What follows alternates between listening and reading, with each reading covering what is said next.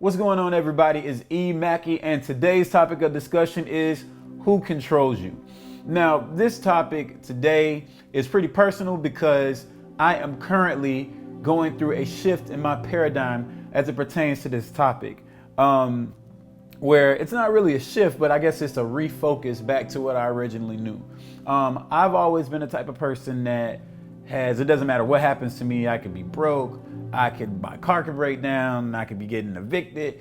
Anything can happen to me and I never get bothered. Like I never stress out. I never worry. It just never occurs to me. Like I never get down. I never really get depressed or anything like that, because in my mind, no matter what happens, it's always a temporary thing. And no matter what happens in this temporary amount of time, I can always change it. And if it's something that I can't change, my philosophy is like, why am I tripping about it? Like I can't change it, so why sit here and be miserable? The situation's already bad enough as it is, so why would I dedicate any more time and energy to making myself feel worse about what it is? However, when it comes to relationships and relating to other people, this is a little bit more difficult, because when somebody else is not acting the way that you want them to act, or somebody else is not treating you the way that you feel like you should be treated, we have this thing in our mind about respect. Now, my rent can't disrespect me, my car can't disrespect me, the car breaks down and it doesn't function the way that you want it to function, or your money doesn't flow the way that you want it to flow, and you don't perceive that as a disrespect. So it's much easier for you to just say, oh, I can't control it, I ain't gonna worry about it, or let me focus on what I can do. But when it's a person in your life that's not acting the way that you want them to act, or treating you the way that you want them to treat you, we initially as people feel like it's a disrespect or it's an attack on us. I heard an analogy once that was, if you throw a frog in hot water, he'll jump right out. But if you put him in water and slowly increase the temperature, he'll boil to death. And over the past few months or so, or past whatever amount of time, I've been slowly boiling to death because I've been slowly losing my core philosophy of life, which is, if I can't change it, don't worry about it. And the reason why is because people around me that I care about, people around me that I feel strongly, that I have strong ties to, I felt weren't treating me the way that I should have been treated, or I felt weren't acting the way that I wanted them to act. And I'm sure that they felt the same way about me. And so it was back and forth, back and forth, back and forth, back and forth. And it was just this big exchange of, I behave this way because you behave that way, but you behave that way because I behave that way. And then it suddenly occurred to me that this doesn't make sense. You know, when you really break it down and you really look at everything in perspective, at the end of the day, we choose how we respond to a situation. We choose how we respond to people. We choose the things that we allow to upset us. We choose the things that we allow to frustrate us. And then when these things frustrate us, we create more of that situation and more of that environment. It's been said that blame feels better than guilt. And when you think about that, that makes sense. It's much easier for me to blame you for the way that I feel than for me to accept responsibility that I feel the way that I feel because I chose to feel the way that I feel. It's easier pill to swallow to say, you made me feel like this when you did that, than me to say, I allowed you to make me feel like this because I chose to let it affect me. Now, once you master this, once you figure this out, and by all means, don't let me fool anybody. Don't let me preach that I have it figured out, because I don't. I just have it figured out. But I don't have it figured out to an extent to where this is everyday practice every single time. This is just some knowledge that I've learned and that I'm putting into play right now. Like I said before, this is a reshift in my paradigm back to what I originally was and who I originally was. This is me reclaiming my power, me reclaiming my identity, me reclaiming my confidence, and like everything that made me me. This is me reclaiming it by not giving it to somebody else. The moment that you come to someone and you say, you made me feel this way, you made me feel this way, you made me behave this way, this is you asserting and affirming that you have control over me. You made me means that you have the power and influence to make me do something. You have the power to control the way that I feel. You have the power to control the way that I behave. And when you take into consideration this idea that blame feels better than guilt, this makes total sense. Because even though nobody wants to be controlled, people really don't want to be wrong. But somehow we, in our sense as people, would rather say, nah, you disrespected me, nah, you violated me, nah, you did this, and now we feel justified in our actions. But at the end of the day, those actions were actions that we chose to make, that generated feelings that we chose to have, because we chose to allow the behavior of somebody else to affect us. I was picking up some dry cleaning the other day, and I take care of my stuff. So my suits were nice. It just might have had like a little bit of dirty spots, like by the pockets or something like that, for putting my hands in and out of the pockets. It was nothing like no stains or anything on the suit. So take the suits in, come back, pick them up. I'm all excited because church is coming up and I'm going to be looking clean at church, you know what I'm saying? And then when I get my suits back, I see a big stain and I say to the lady, hey, look, this stain wasn't there. Now, I take my dry cleaning to a laundromat, and the laundromat contracts the dry cleaning out to another company. So when I'm speaking to this lady, she's just a representative of the laundromat, not the dry cleaner. So she agrees. She says, you know what, I'll take it back. I'll have them send it back. So we send all the suits back because every suit had some stain on it that was not there before I sent it. So we sent it off.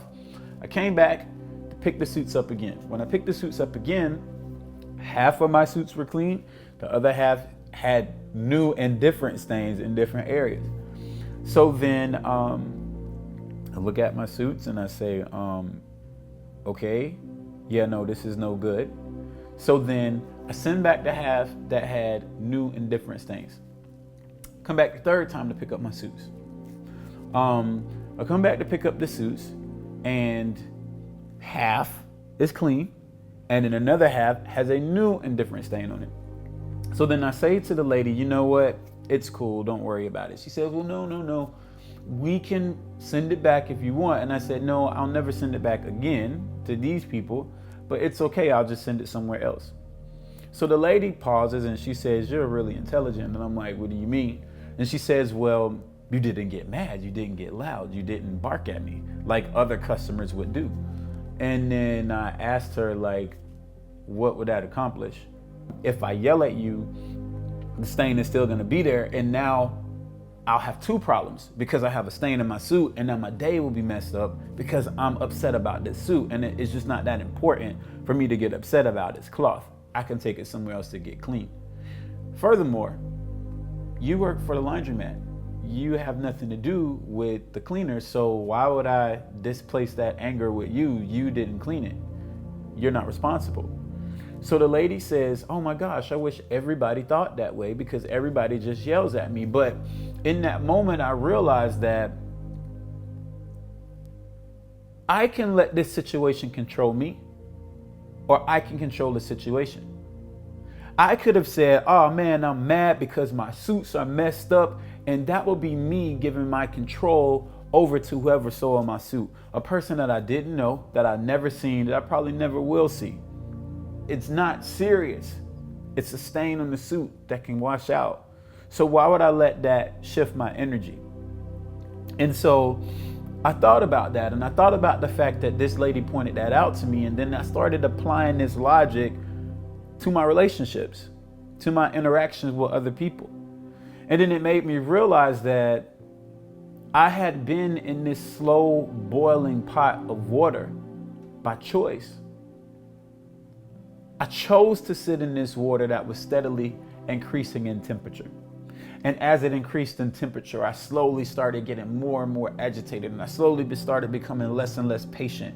And as I became more and more agitated and less patient, my moods day to day became worse and worse.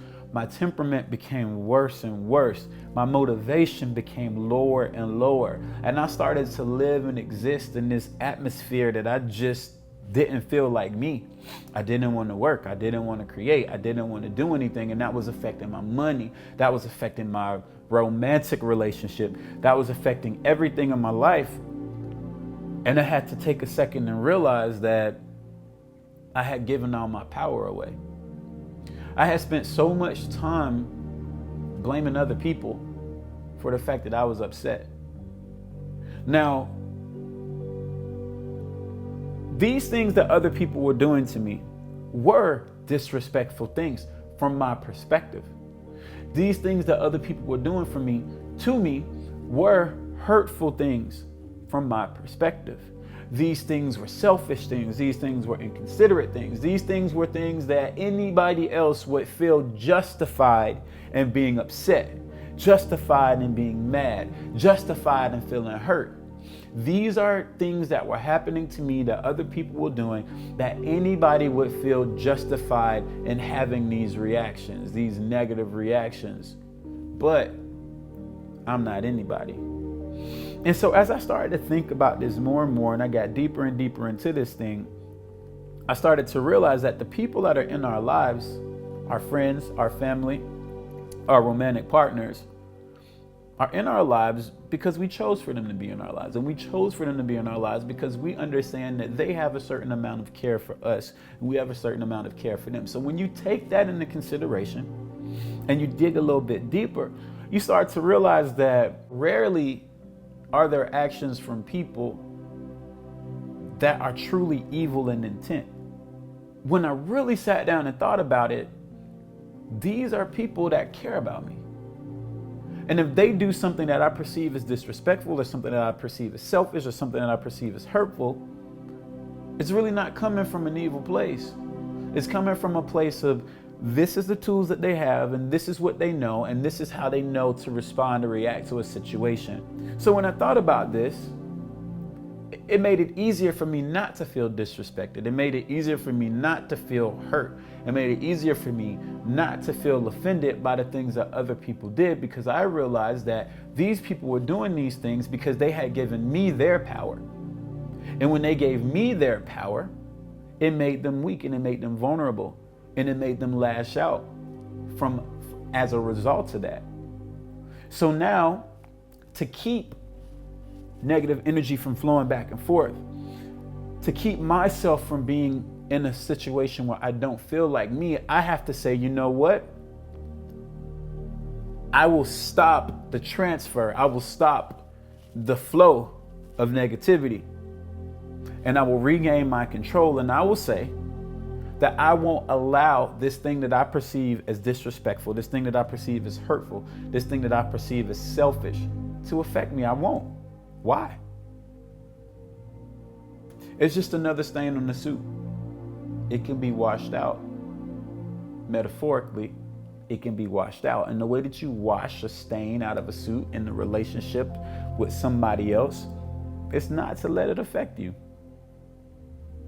Somebody that you care about can call you a name or say this or say that to you, and it can hurt you terribly. And somebody that you don't know can say the exact same thing to you, and you can look at them and brush it off and walk away. Why is that? The reason why is because we assign the weight and value to the things that people say to us. And if we assign the weight and value to the things that people say and do to us, then that means that we have full control over whether we allow it to hurt us or not. And if we don't allow it to hurt us, if we don't allow it to affect us, then our energy stays up. When our energy stays up, our level of motivation stays up. Our level of creativity stays up. We can go and enjoy our day, and we can have more fun. And in that way, we're in a better position to return negative energy with positive energy. And when we return that negative energy with positive energy, theoretically, these people in our lives, family members, friends, romantic partners, are now more empowered to swallow that pill of, do I blame or do I take responsibility for how I'm feeling? Because it's easy to get into an argument with somebody that's hurting you. It's easy to get into an argument or a disagreement with somebody that's saying negative, nasty things to you. How difficult is it to stay upset with somebody that's giving you positivity? So I just want to know, who's controlling you? Who is controlling you?